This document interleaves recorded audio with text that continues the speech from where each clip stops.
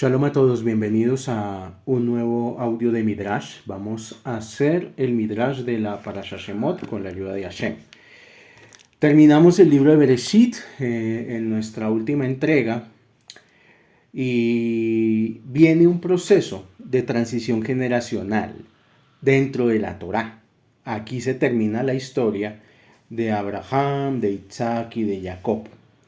Esta parasha es muy compleja, tiene mucha información, pues por ser el primer midrash que vamos a sacar en este ciudad de refugio, pues yo quiero como tomar como los aspectos más importantes de la porción.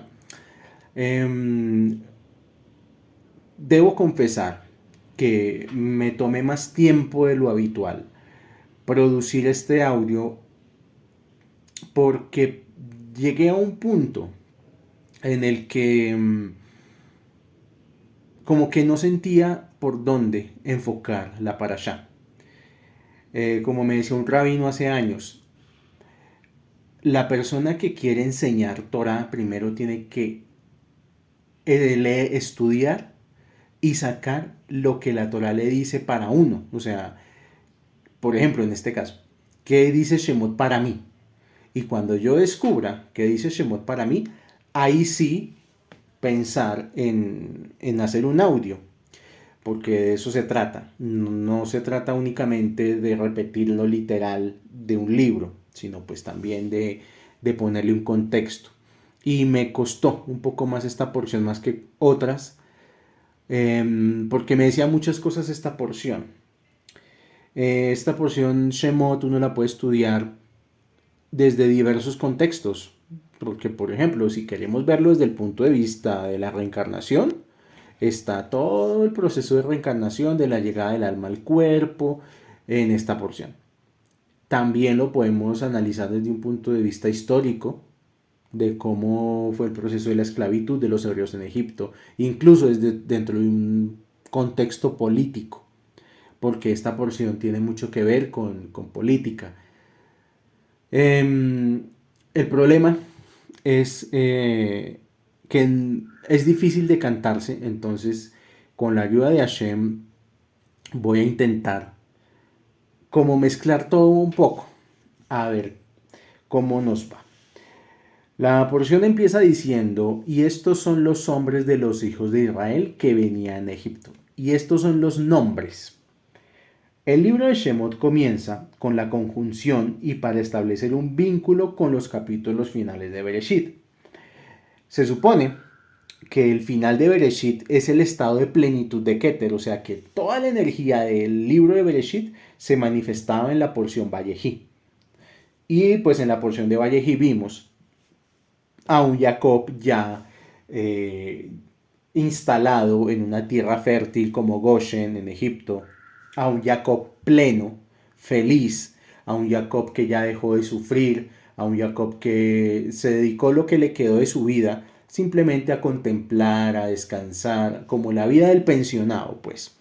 Y con sus hijos a la mano, pues, excepto Yosef, porque Yosef se la pasaba era gobernando, sus otros hijos sí estaban pendientes de él en todo momento. Entonces, eso también nos da a entender que la Torah llegó a un punto en que desde el inicio de la creación hasta este punto había llegado un proceso de estabilidad en la creación. Incluso la hambruna había terminado, los 7 años de hambruna ya habían terminado. Egipto era un país próspero. Jacob y su familia les estaba sucediendo lo mismo que le sucede a alguien que le toca migrar a otro país porque su país natal está en pobreza. Entonces son migrantes que llegan a un país, así como hoy, como decir hoy, nos vamos para Estados Unidos a ganar en dólares de verde lechuga y a vivir súper bien con dólares. Algo así le estaba pasando a Jacob, o sea, perfectamente ese podría ser el cierre ideal de la Torah. Y decir, listo, ya, pasan a los 3 patriarcas y podemos dejar ahí, pero no. Precisamente, el descenso del alma al cuerpo es un proceso que es parecido al exilio. Nosotros, cuando estábamos desencarnados, em, estábamos en un mundo donde no había dolor. El mundo espiritual es un mundo sin hambre. No hay que trabajar, no hay que pensar en deudas, no hay que... Solamente en el ticún, pero no en deudas de dinero. El mundo espiritual es un mundo donde no hay carencia de ningún tipo, donde todos somos felices. Y es un gran problema convencer a las almas de reencarnar. Tanto es así que por eso las porciones finales de Bereshit obligan a Jacob y a su familia a descender a Egipto. Y los obligan es por una hambruna. Había una profecía que le dio Hashem al patriarca Abraham, y en esta profecía fue muy claro que tenía que haber un descenso y un exilio. Y pues Jacob sabía eso, o sea, Jacob era plenamente consciente de que su llegada a Egipto iba a producir un galut, iba a producir una esclavitud. Y con todo y con eso le tocó bajar a Egipto. Asimismo, el alma baja al cuerpo. El alma, a sabiendas de todo lo que va a pasar en este mundo, de que en este mundo pasamos tristezas, pasamos decepciones, pasamos necesidades, pasamos incertidumbre, miedo, todo el abanico de emociones negativas, que vamos a hacer, la gente nos va a decepcionar, que vamos a tener rupturas emocionales, que van a pasar mil y una cosas, y aún así toca venir a este mundo. Tal como dice aquí, que estos son los nombres de los hijos de Israel. Aquí ya ni siquiera habla de Jacob, sino de Israel. Los hijos de Israel que venían a Egipto. Entonces, la familia de Jacob comienza el proceso del exilio descendiendo a Egipto, y aquí continúa desarrollándose una nueva narrativa en la Torah, una nueva y completa. A partir de aquí, lo importante ya va a ser Moshe y Aarón y todo el proceso que implica la vida de Moshe. Y descienden a Egipto. Y esta historia continúa desarrollándose hasta que finaliza con el deslumbrante despliegue de milagros que culminó con el Éxodo y la entrega de la Torah en el monte Sinaí. Por lo tanto, no hay diferencia alguna entre la frase inicial de nuestro versículo de Bereshit 46.8, o sea, el versículo anterior nos introduce el exilio, en tanto que este retoma el hilo de la narración y lo continúa.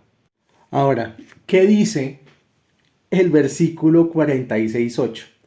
Esto está en la Parashá Vaigash.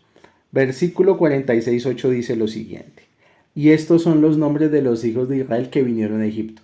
Jacob y sus hijos, el primogénito de Jacob, Reubén. ¿Y cómo empieza esta porción? Y estos son los nombres de los hijos de Israel que venían a Egipto. Selseforno señala que el pasaje de Bereshit enumera los nombres de todos los que llegaron a Egipto, incluyendo a los nietos de Jacob, mientras que nuestro pasaje contabiliza solamente a sus hijos. En el contexto dado por la lucha que implicaba resistir la corrupta atmósfera de Egipto y preservar el esplendor moral y espiritual de la familia de Jacob, sus hijos estuvieron a la altura de las circunstancias. Por ello, debido a que mantuvieron a la nación en el encumbrado nivel que fijó Jacob, la esclavitud no comenzó en tanto ellos estuvieron con vida. Sin embargo, sus nietos no lograron mantener la entereza espiritual de sus antepasados, y por eso no se les concedió el honor de ser mencionados aquí. No obstante, sus méritos bastaron como para impedir que comenzara el cautiverio mientras siguieran en vida. Entonces aquí nos enseña este Humash que el galut es algo que pasa hoy todavía, o sea, todavía tenemos que sentirnos en exilio. Estamos en exilio todo el tiempo. ¿Por qué? Porque tenemos problemas económicos, porque la vida cada vez es más costosa, porque tenemos unos gobernantes que todo el tiempo están avanzando sobre la propiedad de la gente, a través de impuestos. Entonces es un tema que todavía nos debe de alguna u otra manera hacer sentir eh, pues un poquito con esa conciencia del exilio. Entonces, eh, una de las razones por las cuales el exilio comienza es porque los descendientes de los hijos de Jacob no guardaron el nivel espiritual que se requería para poder vivir en una tierra tan negativa como Egipto. Nuestros países, sea de donde sea que cada quien esté escuchando este audio, eh, yo creo que podemos estar de acuerdo en que vivimos en una sociedad completamente corrupta a nivel moral, a nivel espiritual, a nivel de valores, y que es muy difícil muchas veces convivir con gente negativa. No solamente el vecino es ruidoso, es convivir con los familiares que cometen transgresiones todo el tiempo. Tan solo el hecho de tener que soportar muchas veces comentarios negativos de gente que no está en la Torá y que lo juzga a uno y que lo pone en la palestra porque uno está tratando de guardar las misbot. Y puedo enumerar un montón de cosas.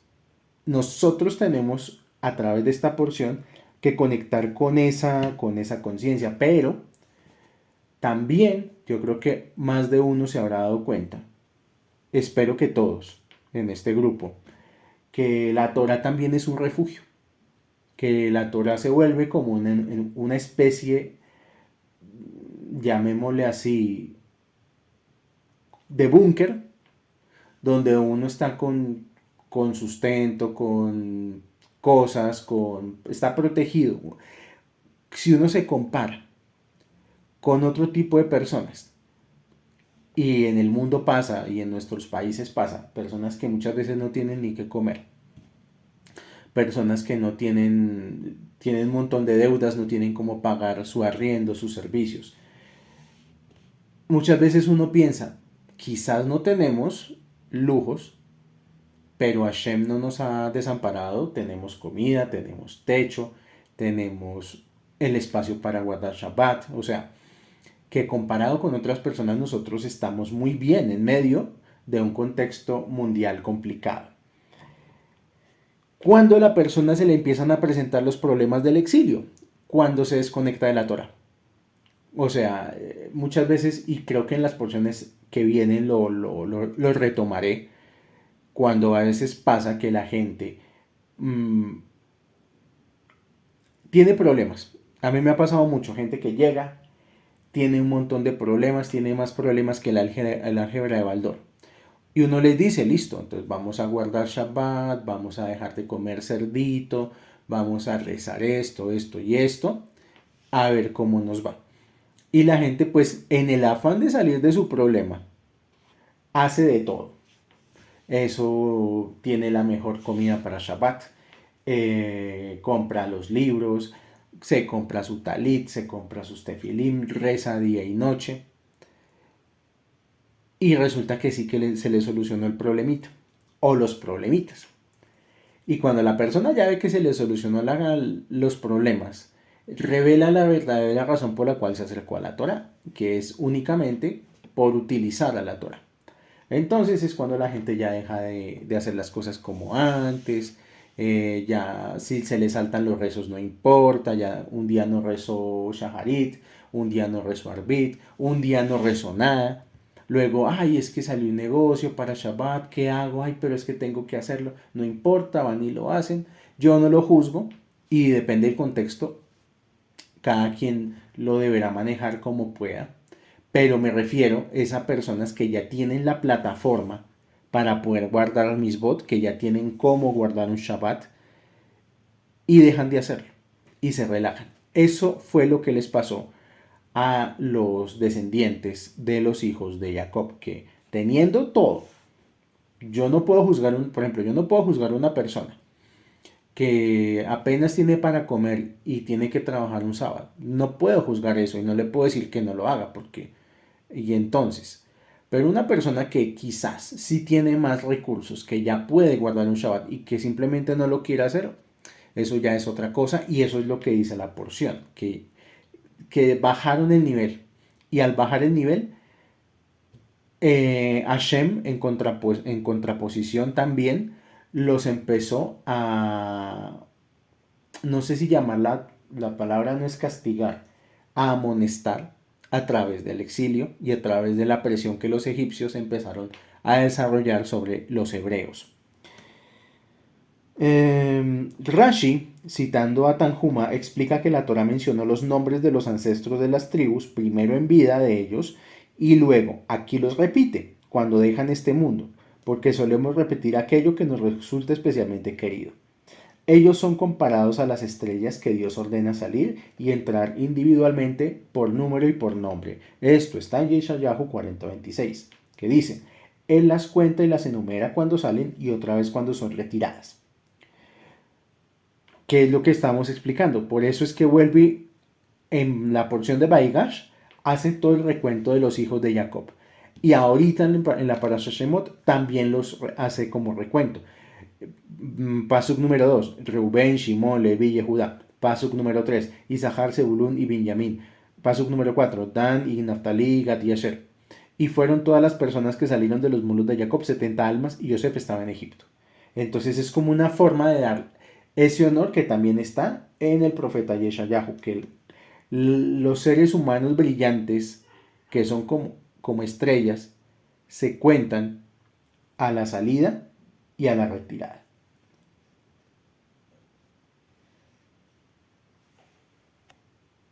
Y esta idea se va a expresar de la siguiente manera. Rabbi Yaakov Kamenetsky explicó que Jacob era como el sol y sus hijos como las estrellas. Cuando el sol sale, las estrellas no son visibles, pero cuando el sol se pone, las estrellas tachonan el cielo. De la misma manera, tras la muerte de Jacob, los antepasados de las tribus pudieron destacar más porque la presencia de su luz en medio de las crecientes tinieblas del exilio egipcio mantuvo viva la esperanza entre sus descendientes. En tanto, los judíos no reconozcan el comienzo del exilio, en tanto permanezcan conscientes de sus verdaderas raíces, estarán solamente en un exilio geográfico y no espiritual. Y comencé hablando de la reencarnación y que la reencarnación es un proceso incómodo y que lo que lleva a la persona, por así decirlo, a dejar como su comodidad espiritual, su plenitud, a venir a trabajar duro en este mundo. Esto también se asemeja, voy a tratar de usar las palabras más correctas posibles. Es importante aclarar y entender que este mundo es un mundo en el cual tenemos que trabajar. Es un mundo, así como, los hijos de Jacob y Jacob mismo descendieron a Egipto y descendieron a trabajar y luego al proceso de la esclavitud. De la misma manera el alma no se puede quedar en un estado allá de plenitud, tiene que volver a este mundo. De la misma manera hay que decir que este mundo se compone tanto de lo material como de lo espiritual. Y uno no puede cometer un error que cometen muchas personas, y es que estando en este mundo únicamente se dedican a lo espiritual. O sea que todo el tiempo están pensando solo en cosas espirituales, que todo el tiempo están haciendo cosas espirituales. Yo les digo una cosa, incluso los grandes jajam de Israel, los que viven en Israel, trabajan. O sea, tienen que trabajar, tienen que tener un empleo, se ganan la vida y luego que salen de su empleo tienen que estudiar Torah, tienen que rendir en su Talmud Torah, en todas sus labores espirituales. La persona que solamente está pensando en los mundos superiores y está pensando únicamente allá arriba, en qué hay allá arriba, pues se asemeja como a esas almas que no quieren reencarnar, que no quieren descender a Egipto. Y resulta que tocan, porque por eso a Jacob, a pesar de saber cómo iba a ser la vuelta, pues le tocó venir a este mundo a trabajar en este mundo. Y dedicarse únicamente por entero al mundo espiritual también trae consecuencias en la mente, trae consecuencias en la psique humana. No es bueno solamente tener pensamientos de Torah todo el día, o solamente estar en función de hacer cosas espirituales todo el día. También hay que estar conectado con la realidad, con el mundo, con la familia, con las personas.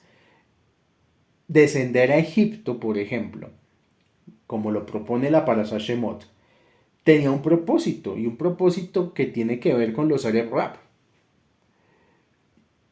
No alcanzamos a estudiarlo en el libro de Bereshit, pero cuando estaban en los plenos días de hambruna en Egipto, cuando Jacob le tocó administrar la hambruna, él utilizó una estrategia para convencer, bueno dicho, una estrategia para poder retornar almas al camino de la Torá. Y la estrategia fue la siguiente. Como había escasez de comida, el único que tenía las llaves de los graneros de Egipto era Yosef. Y él decidía cuánto se le vendía a cada persona. Pero llegó un punto en que era tanta el hambre que ya no podían ni vender. Entonces él utilizó una estrategia que solamente se le iba a vender a quien se circuncidara. Solamente a los que se circuncidaran se les iba a vender comida o se les iba a dar comida.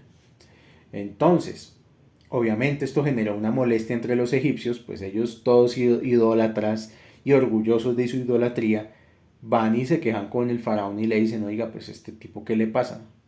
¿Cómo es que nos pide esa situación de que nos circuncidemos y si no, no hay comida?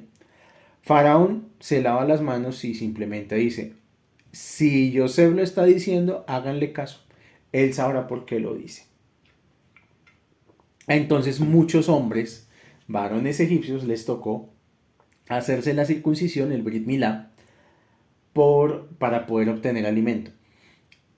Tenía un buen propósito. Ya veremos que en Shemot eso genera un tikkun negativo, porque por una parte, Yosef sabía eh, que había una misión espiritual que él tenía que cumplir en Egipto, que era con los Areb Rab, que era traer esas almas de nuevo al camino de la Torah, porque esas almas estaban perdidas.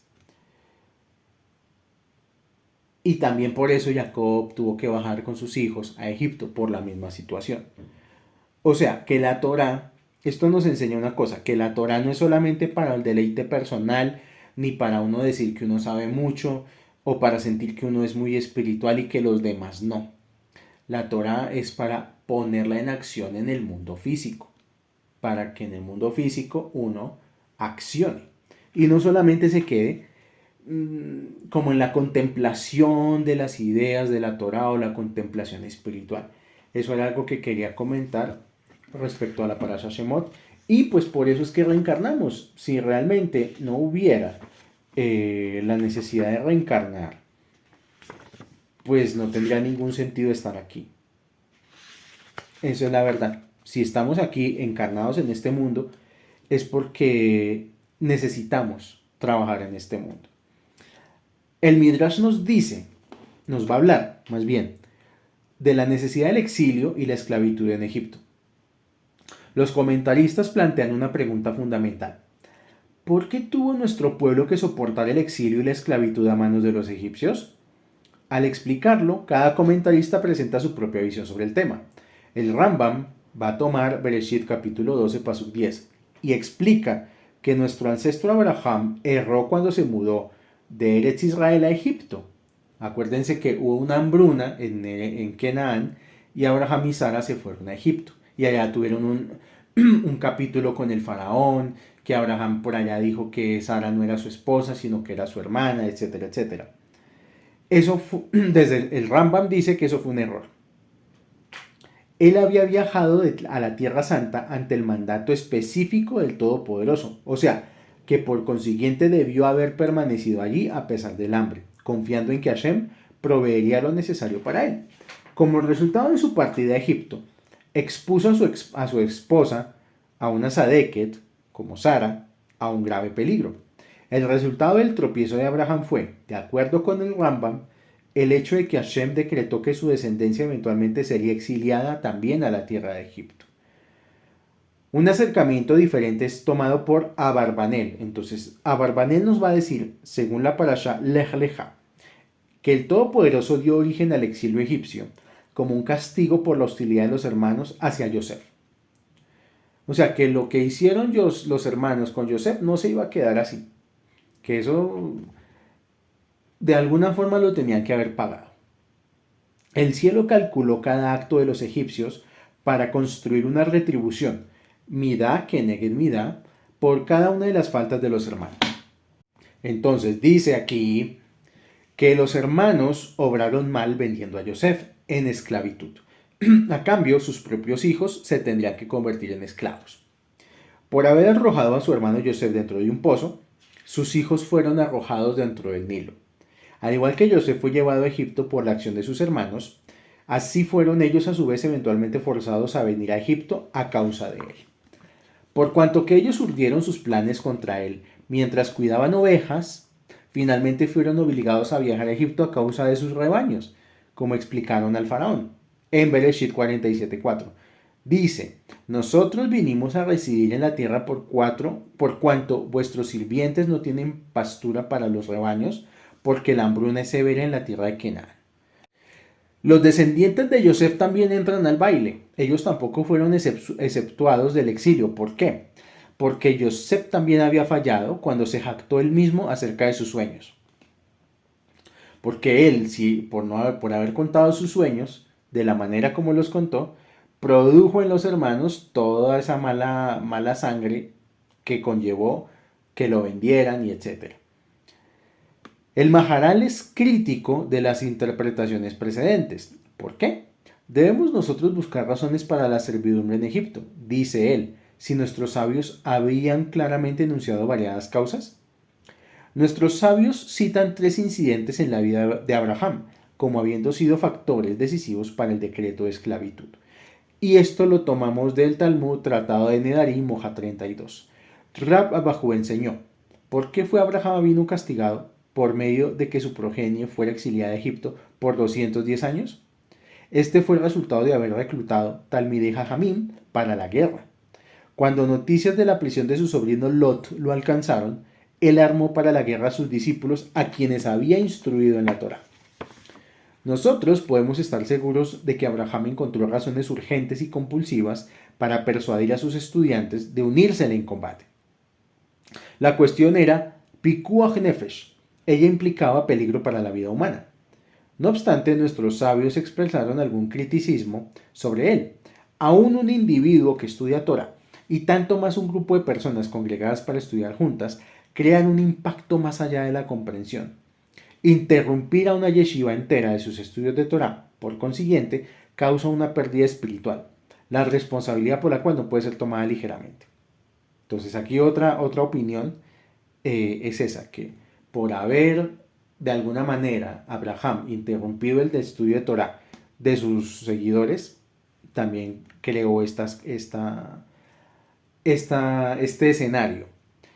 Luego dice, el sabio Shmuel atribuyó la esclavitud egipcia a una diferente falta en la conducta de Abraham.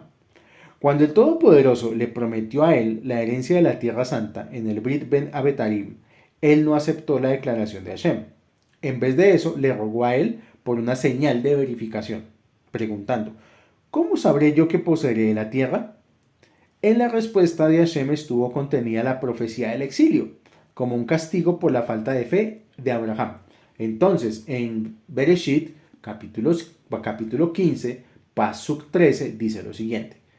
Tú sabrás ciertamente que tus descendientes serán extraños en una tierra que no es la suya, y los servirán a ellos, y ellos los afligirán por 400 años. Por haberle pedido señales a Hashem. Cuando Abraham demandó una señal de Dios, él de tal modo causó un alejamiento entre sí mismo y la Shejiná. Su relación con Hashem fue debilitada. Aquel alejamiento espiritual más tarde permitió a los egipcios ganar poder sobre los Bene Israel. De haber Abraham demostrado fe pura en Hashem, los Goim no hubieran nunca podido tomar control sobre su descendencia. Entonces aquí, todo esto yo lo estoy leyendo, ¿por qué? Para entender las causas de los exilios de nuestra propia vida. O sea que muchas veces nosotros, cometemos pequeños actos que luego generan circunstancias en la propia vida. Desconfiar de la voluntad del universo, desconfiar de que Hashem, si hace las cosas, las hace dentro de un plan y que todo es para bien, etcétera. Pero hay otra opinión y es la de Rab Yohanan. De acuerdo con su visión, Abraham estaba en falta por privar a idólatras de la oportunidad de volverse sirvientes de Dios. Vamos a explicar esto. Después de la victoria de Abraham sobre los 4 poderosos reyes, el rey de Sedom solicitó restituir a los cautivos sodomitas a quienes Abraham había liberado. Abraham accedió y así perdió la oportunidad de traerlos de su casa en cambio y enseñarles la verdad divina. O sea, por liberar a estos edomitas. El resultado de su falla fue exilio en Egipto. Y esto encuadra perfectamente con el plan de Yosef de circuncidar egipcios.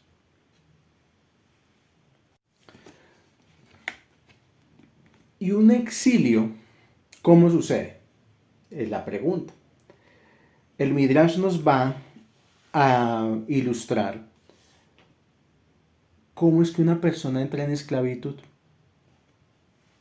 ¿Qué proceso tiene que pasar en la vida de una persona para que esto suceda? Dice el Midrash que todos los descendientes de Jacob vivían en Goshen. Mientras los hijos de Jacob, las tribus, estaban vivos, los Bene Israel evitaron cualquier contacto social con sus vecinos egipcios. O sea, ellos allá, nosotros acá. Pero luego de la muerte de los hijos de Jacob, los judíos comenzaron a entrar en la sociedad egipcia. Ellos ya no deseaban estar en Goshen confinados. Llenaron la tierra, por eso dice que llenaron la tierra, mezclándose con los egipcios y asistiendo a sus teatros y a sus circos. Ellos se sintieron atraídos al culto egipcio de adoración al animal e imitaron sus prácticas.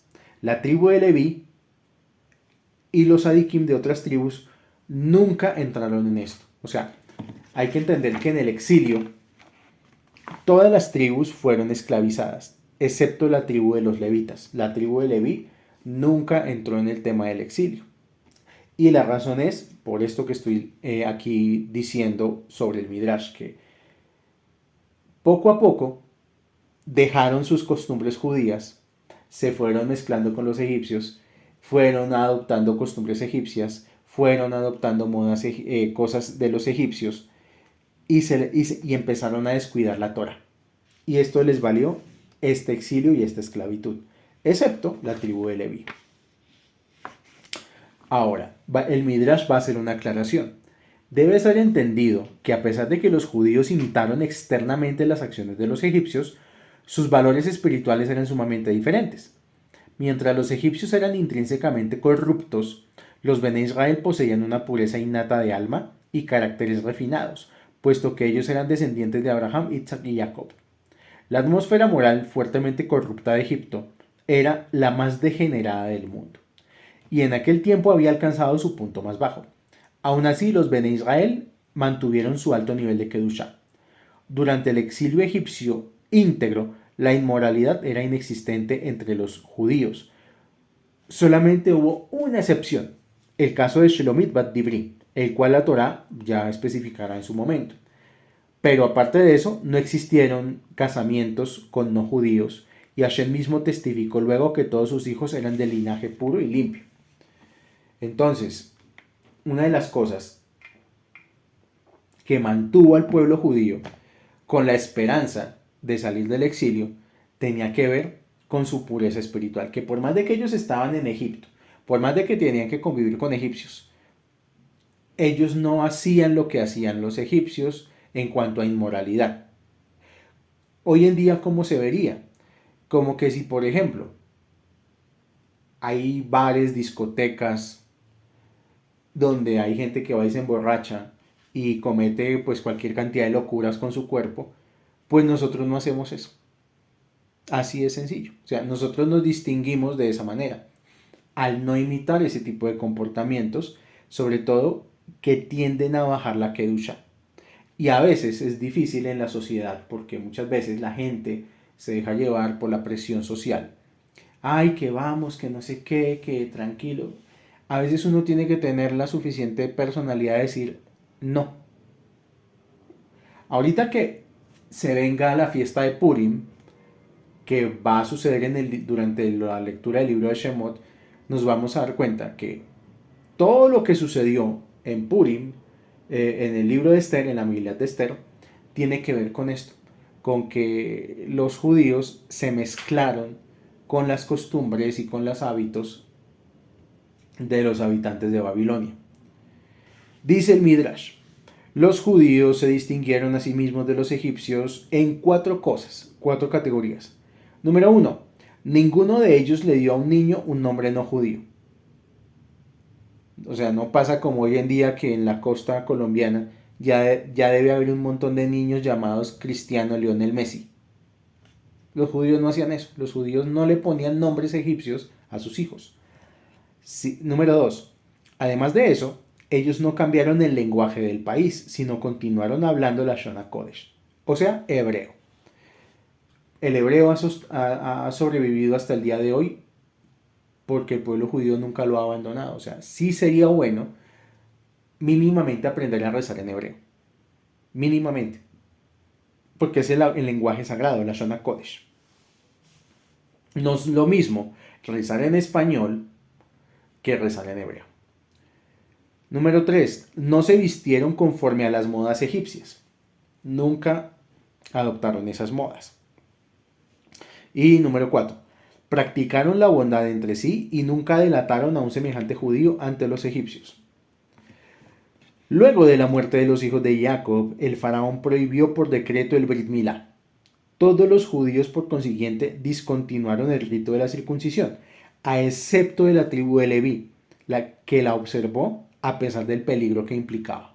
O sea, los levitas en este proceso como que se destacaron y pusieron la vara muy alta. Cuando Hashem vio que la asimilación progresaba, cambió los sentimientos de los egipcios hacia los judíos, haciéndoles sentir odio hacia ellos. Su antisemitismo recién despertado se manifestó en una serie de decretos malvados contra el clan de Israel. O sea, ¿cuándo hay malos decretos sobre el pueblo judío en general? Cuando el pueblo judío deja de hacer la Torá. Es como si nosotros de una u otra manera estuviéramos ya destinados a este camino y que tenemos es que guardar nuestra misbot, nuestro Shabbat, nuestras fiestas, todo este tema. Si estamos en eso, como que los goim están tranquilos, está bien, o sea, es ok, o sea, no pasa nada. Pero cuando el judío empieza a comportarse más como un colombiano, como un peruano, como un argentino, como un español, y no como judío, Hashem activa en el corazón de la gente el antisemitismo. Y muchos cronistas tanto de las antiguas inquisiciones como de la Segunda Guerra Mundial lo dicen, que en tiempos de la Segunda Guerra Mundial prácticamente los judíos ya se habían asimilado a los alemanes y ya habían cambiado sus apellidos a apellidos alemanes y que se sabía incluso que se colocaban una N adicional en el apellido y la pagaban para pasar por alemanes. Y eso fue la semilla para que después surgiera ese odio tan tremendo contra los judíos en Alemania. Es como algo que Hashem mismo también despierta si el pueblo judío no está en lo que tiene que estar. Entonces, va a empezar este proceso. Va a empezar este proceso de esclavitud. Dice, vamos a ver, Éxodo 1, esperen un segundo, vamos a leer desde el 7. Uvne Israel paru, vayitzretzu vayirbu, vayamtzu bimot, meot, batimale aretzotam. Y los hijos de Israel fructificaron, y pulularon y aumentaron, y se fortalecieron por mucho, y se llenó la tierra de ellos. Y dice aquí, y se levantó un rey nuevo sobre Egipto, que no conocía a Yosef. Y le dijo a su pueblo, he aquí que el pueblo de los hijos de Israel es más cuantioso de lo que nosotros somos, o sea que eran más poderosos y tenían más población. Vamos a ingeniarnos contra este pueblo, por si se aumentare y será cuando nos ocurriese una guerra y se agregare también él con nuestros enemigos y guerreare contra nosotros y subiere de la tierra. Entonces, dice la Torá literalmente, en Éxodo 1, versículo 11, Vayasimu alav sare misim leman anotó. Y pusieron sobre el pueblo ministros de impuestos para atormentarlo. Impuestos. Lo primero que hizo el faraón fue empezar a cobrar impuestos. Parece sacado de la ciencia ficción, pero es lo que está pasando hoy en día. Hoy en día, los gobiernos del mundo están en una política de avanzar fuertemente sobre la población por vía impuestos. Y aquí no estoy defendiendo ni a la derecha, ni a la izquierda, ni al de arriba, ni al de abajo. Todo político que llega al poder actúa como faraón. No piensan en otra cosa que en poner impuestos. Pero vamos a leer lo que dice el Midrash. A pesar de que los Bene Israel asumieron externamente las prácticas egipcias de adoración de ídolos, Hashem los amaba profundamente porque ellos eran los hijos de las sagradas tribus. Por consiguiente, causó que se multiplicaran de una manera extraordinaria. Las mujeres judías daban luz a sextillizos. Sus nacimientos múltiples, similares a aquellos de los insectos, peces y escorpiones, los cuales producen descendencia a una velocidad excepcional. Ninguno de los sextillizos nacía muerto o tenía constitución débil. Más bien, todos los niños judíos fueron fuertes y sanos. Los egipcios tuvieron miedo de la creciente población judía. Los nobles egipcios advirtieron al faraón: existe una gran probabilidad de guerra futura entre nosotros y los reyes de Canaán. Ellos pueden pensar en recuperar las riquezas que nosotros recolectamos de ellos durante los años de hambruna. O sea, ellos, los egipcios, sabían que si ellos eran una nación rica y poderosa, era por Yosef. Fue porque Yosef los puso como potencia mundial. En caso de guerra, los judíos se unirán a nuestros enemigos y nos forzarán a dejar la tierra. Debemos tomar acción en su contra. Tontos, el faraón los reprendió. Si no fuera por su antepasado Yosef, quien salvó al país en los años de hambruna, todos nosotros no estaríamos vivos hoy. ¿Cómo pueden ustedes pensar en hacerles daño?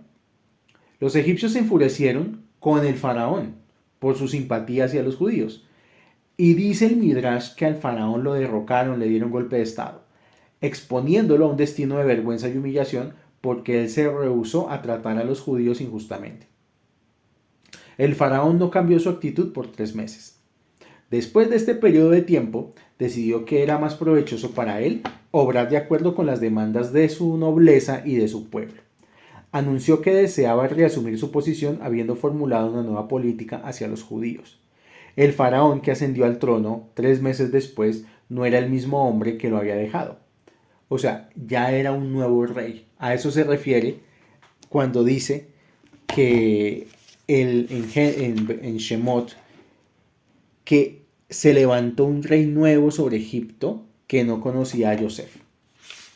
No que no lo conocía, que lo desconocía. El faraón que ascendió al trono 3 meses después era frío y cruel y determinado a poner fin a la plaga judía. Ahora actuó como si nunca hubiera conocido a Yosef, el benefactor históricamente famoso del país, quien, como era de público conocimiento, había sustentado a la población durante los años de hambruna. Así como el faraón alegó que él no sabía nada de Yosef, así él pronto declararía que tampoco conocía a Hashem. Un noble que era un conocido estrecho del emperador fue hallado muerto con una bala en su cabeza. El homicida fue atrapado y conducido ante el emperador. «Decapítenlo inmediatamente», ordenó el emperador. Si él falló al considerar mi estrecha relación con mi amigo y lo asesinó despiadadamente, yo estoy convencido de que es capaz de asesinarme a mí también. O sea, similarmente, por negar su gratitud a Yosef, el faraón reveló la bajeza de carácter que le causaría finalmente desconocer al propio Hashem. El faraón ideó un plan con el que esperaba debilitar a los Bene Israel, separando a los maridos judíos de sus esposas y obteniendo de esta manera deteniendo los nacimientos en el pueblo judío. Y lo que hizo fue lo siguiente: dio orden de que se apostaran proclamas en Goshen y en todo el país que exponían: el país te necesita. Entonces, habían dos ciudades llamadas Pitom y Ramsés. Las ciudades de Pitom y Ramsés tienen necesidad urgente de renovarse. Su fortificación es de suma importancia para asegurar el almacenamiento de nuestros tesoros nacionales. El gobierno ha consolidado este proyecto con millones de piezas de oro. Quien quiera que firme el contrato recibirá paga generosa. Todos los días. Se espera de todo hombre y mujer que son leales al país que se alisten como voluntarios para esta digna causa. Para atraer a los judíos, el faraón mismo apareció en el emplazamiento con una pala y un asadón en mano. Si alguien después de esto alegara que este tipo de trabajo estaba más allá de su dignidad, pues sería reconvenido. ¿Eres tú de naturaleza más delicada que el faraón? Él también tomó parte en la construcción. O sea que el faraón lo que hizo fue inventarse un megaproyecto y venderle eso al país egipcio como que iba a ser lo máximo. Y tras de todo hizo como hacen los políticos cuando alzan bebés o van a las casas de los pobres a tomar caldo, así a hacer pantalleros. Así hizo también el faraón. El faraón fue el primero que llegó allá a Pitom y Ramsés y se puso el overol para como ganarse el aprecio y la demostración de compromiso con su nación. La nobleza egipcia se alistó y así hicieron muchos egipcios. ¿Cómo podían los judíos ser indiferentes a la causa patriótica? Corrieron el emplazamiento y los supervisores del faraón compilaron listas de nombres de aquellos que se presentaron para trabajar. El primer día, los judíos trabajaron entusiastamente. Dado que ellos eran hombres fuertes, el Midrash también lo dice, que eran hombres más fuertes que los propios egipcios, hicieron rápido progreso con la construcción. Al anochecer, los soldados del faraón les dijeron: cuenten el número de ladrillos que colocaron hoy, ya que se espera que alcancen la misma cuota mañana y todos los días. O sea, como cuando uno llega a un trabajo y el primer día hace y deshace, entonces el jefe al día siguiente tiene que hacer lo mismo que usted hizo al comienzo. Algo así. Por un mes, el faraón pagó a los trabajadores, les dio un buen pago. Después de eso, los judíos estuvieron aún comprometidos en el proyecto, mientras algo extraño. Tengamos en cuenta que en este proceso de la mega obra de Pitom y Ramsés estaban trabajando codo a codo egipcios con judíos. Y empezó a pasar algo, que cada día algunos más iban desapareciendo los egipcios, o sea, iban menos. Algunos más desaparecieron quedamente hasta que después de 16 meses todos los egipcios se habían retirado. Ahora, los judíos fueron informados que el rey no tenía más dinero para pagar por su labor. Ellos protestaron, pero el faraón había organizado un ejército de brutales policías. Ellos se arrojaron a los judíos y vociferaron: ustedes deben continuar trabajando para el rey. A estos policías, los superintendentes egipcios, les fue dada la tarea de asegurarse de que todos aparecieran en la mañana para trabajar. También forzaron a los judíos a devolver todo el dinero que ellos habían ganado previamente. Les hizo la trampa perfecta. Primero los atrajo, les prometió ganancias, los hizo sentirse incluidos dentro de la sociedad egipcia y poco a poco los fue dejando solos y trabajando. Y ya al final, con policías que los obligaban al trabajo y sin paga. Y tras de todo, tuvieron que devolver el dinero que se les pagó. Por esta razón fue que cuando el pueblo judío salió de Egipto, salieron con todas las riquezas de Egipto. O sea, ellos no se robaron nada, se llevaron lo que justamente habían trabajado. Una tribu de entre los Bene Israel nunca fue reclutada por el faraón, la tribu de Leví. Cuando el faraón emitió la proclamación original, ellos no se presentaron a trabajar, diciendo: nosotros estamos constantemente comprometidos en el estudio de la Torá y no tenemos tiempo para ir. Subsecuentemente, el faraón los dejó tranquilos y ellos permanecieron libres hasta el final del exilio. Si hubieran salido del Bet Midrash para ofrecer sus servicios siquiera por un día, Las consecuencias hubieran sido 210 años de esclavitud. Entonces, aquí el Midrash está siendo muy claro. ¿Cuál es una fórmula para no ser esclavos del sistema mundial? Estudiar Torah. Entre uno más estudie, más libertad obtiene el sistema, más tranquilidad tiene en su vida, más puede fluir con las cosas. Yo me aterro, por ejemplo, yo vivo en una ciudad como Bogotá y hay gente que vive en las afueras de Bogotá que se les conoce como Soacha, Funza, La Calera, Chía, que son municipios circunvecinos a Bogotá. Esa gente para poder llegar al trabajo tienen que, primero que levantarse a las 3 de la mañana. Y lo sé porque he conocido esos casos de esas personas. Se levantan a las 3 de la mañana a medio cocinar algo, medio desayunar algo, preparar desayuno, lo que sea. Salen a las 4 de la mañana a buscar el primer alimentador para llegar al segundo alimentador, para llegar a la estación de Transmilenio, para salir de la estación de esa estación que está repleta de gente y llegar a su trabajo a las 6 de la mañana o 6:30 de la mañana. Trabajan todo el día y salen de su trabajo, muchas veces 5 o 6 de la tarde, y están llegando entre 9 y 10 de la noche a la casa. Llegan a la casa a 9 y 10 de la noche, medio comen algo y se tenían que acostar para levantarse a las 3 de la mañana. O sea, 10 de la noche a 11, a 1, a 2, a 3. Hay gente que hoy en día duerme 4 horas y tiene que salir a su propia esclavitud. La persona que estudia Torah tiene una vida más fluida. La idea con todos estos estudios es esa. No que la gente se enriquezca y se vuelvan Jeff Bezos o Bill Gates, no. Pero que con lo que tienen tengan una vida feliz, tranquila, que puedan dormir, que puedan descansar. Y uno mismo se va dando cuenta, comparando el relato de la esclavitud en Egipto con la sociedad en la que vivimos, y ve todos los paralelos que hay. Y que los únicos que se salvaron de esa esclavitud fueron los que se quedaron estudiando Torah. La Torah es una herramienta para liberar personas. Continúo con el Midrash.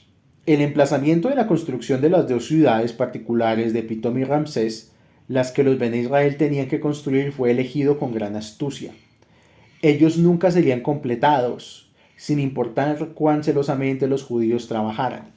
Estaban situados sobre pantanos y donde todas las construcciones se colapsaban continuamente y se hundían dentro del suelo. Los Bene Israel no solo tuvieron que hacer trabajo esclavizado para el rey, más aún, los egipcios también los forzaron a realizar tareas en sus propias casas y campos, después de que retornaban del sitio de construcción. Además de esclavizar a los judíos con tareas agobiantes, ellos idearon una forma de crueldad tras otra para torturarlos. Ejemplo, un egipcio le asignaba un trabajo a un judío sin decirle cuánto tiempo iba a durar ese trabajo. O sea, esto se parece mucho a los trabajos en los cuales a la gente le dicen, usted sabe a qué horas entra, pero no sabe a qué hora sale. Y sí pasa, sobre todo en las agencias de diseño y de publicidad, donde la persona empieza un proyecto, trabaja el proyecto y ya tiene todo listo para entregarle al cliente. Son las 4:30, 5 de la tarde. Ya me voy para mi casa. Y de un momento a otro llama el jefe de la zona. No, venga, el cliente llamó y que eso ya no va, que tiene que hacer otra cosa. Y tiene que quedar antes de que se vaya. Yo conozco amigos míos que se van del trabajo a las 11 de la noche. Por eso, o sea, trabajo insubsistente. Trabajaron todo el día en algo y de pronto les cambiaron la torta. Y por eso dice el Midrash, un egipcio le asignaba trabajos a los judíos sin decirle cuánto tiempo este duraría. Solo continúa trabajando, lo que hoy llaman en las empresas ponerse la camiseta de la empresa. Él le ordenaba añadiendo agonía mental al esfuerzo físico. Los egipcios solían ordenar a los Bene Israel que realizaran trabajo apropiado para el día en la noche. O sea, trabajo que normalmente se hace en el día lo tenían que hacer en la noche. Y trabajo que se podía hacer en la noche lo tenían que hacer en el día. A las mujeres les asignaban tareas de hombres, diciéndoles, mezclen cemento y pongan ladrillos. A los hombres judíos ellos les daban trabajo mejor hecho por mujeres, ordenándoles: esta noche ustedes deben coser, hilar y cocinar para nosotros, pensando alegremente que alcanzaría de tal modo su propósito de rebajar el número. O sea, el objetivo al final de todo este proceso era reducir la población. O sea, ellos querían que los judíos fueran muriendo y reducir su población. ¿Se parece a lo que estamos viviendo hoy en día? Yo solamente digo, dejo ahí nomás para no meterme en problemas. Pero es lo que está pasando. O sea, la sociedad en la cual estamos nosotros navegando es una sociedad que la gente está trabajando mucho, gana poco, disfruta poco, no tiene ratos de ocio, todo el tiempo está pensando en dinero, en trabajo, en problemas. Y yo esto también lo digo para que valoremos que tenemos un momento de libertad, sin importar cada uno donde esté. Todos nosotros tenemos un momento a la semana de libertad. Y ese momento se llama Shabbat. Shabbat es el único momento donde podemos decir somos lo suficientemente libres para soltar el asadón y la pala y descansar. Por eso también Shabbat es un día de descanso, es un día de regocijo, es un día de estar en familia, es un día de compartir, es un día de dormir. Si la persona quiere dormir un poquito más, está bien, o sea, la halajá lo permite. En la tarde de Shabbat, por ejemplo. Entonces, disfrutar del Shabbat es también valorar que tenemos libertad. Y no sé, personalmente, esta sociedad, cuando esté dispuesta a valorar la libertad.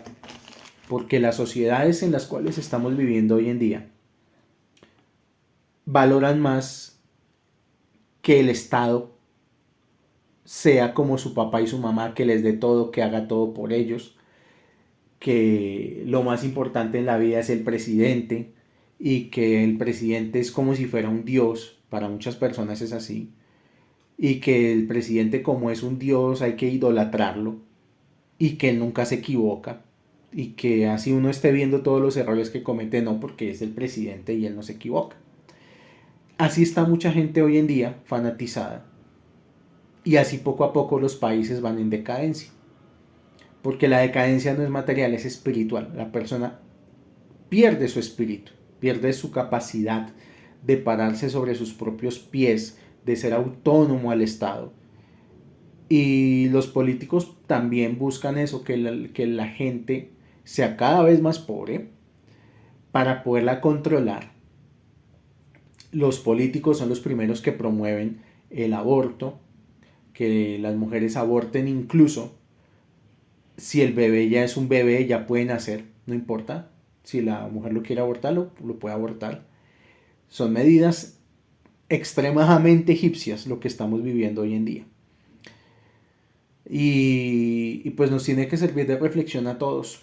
Yo no sé qué corriente política sea cada quien, eso ya está en cada persona.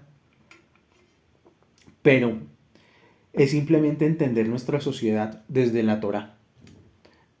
No solamente como desde un ámbito místico y de pensar, como dije al comienzo de este audio, no es solamente pensar en Sefirot y en mundos superiores y en Keter Jochma y Binah y en que yo me estoy elevando, no, es pensar y sentarnos a reflexionar qué tipo de vida estamos viviendo y hasta qué punto estamos exiliados y esclavizados.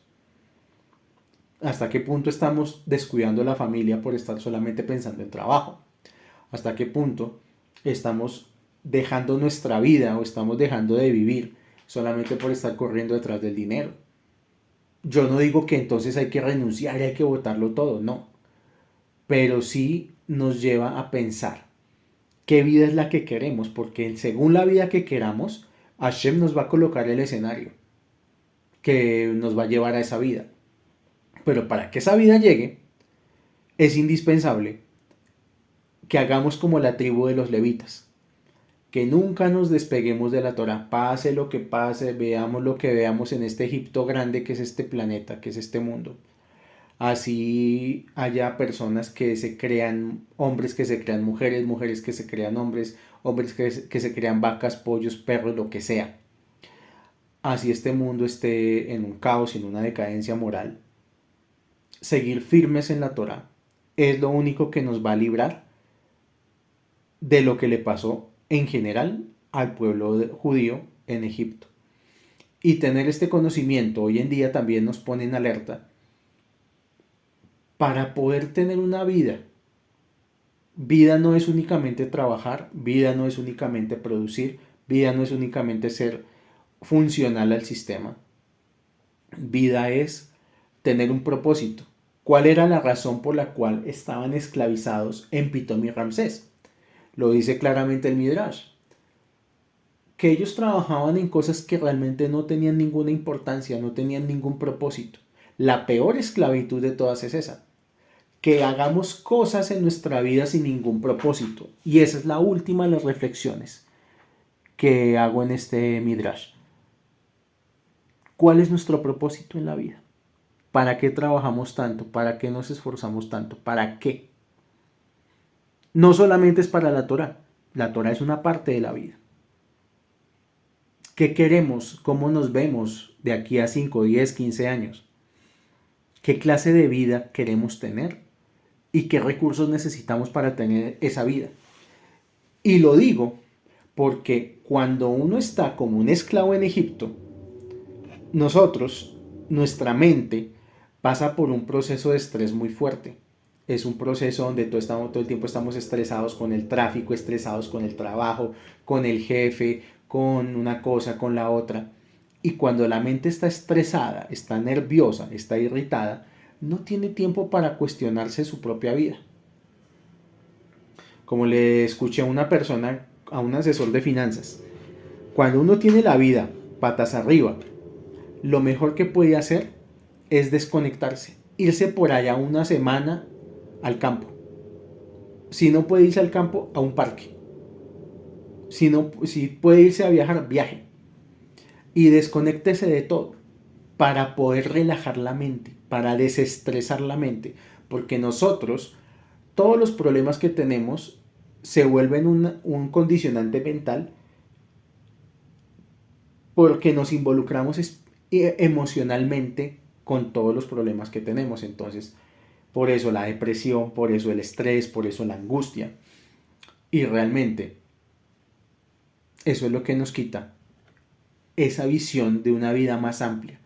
Y todo esto que vivimos como sociedad moderna, el Midrash lo está diciendo, tal cual como a los hebreos los estresaron, los esclavizaron, no los dejaban pensar, tenían que estar todo el tiempo trabaje, trabaje, trabaje.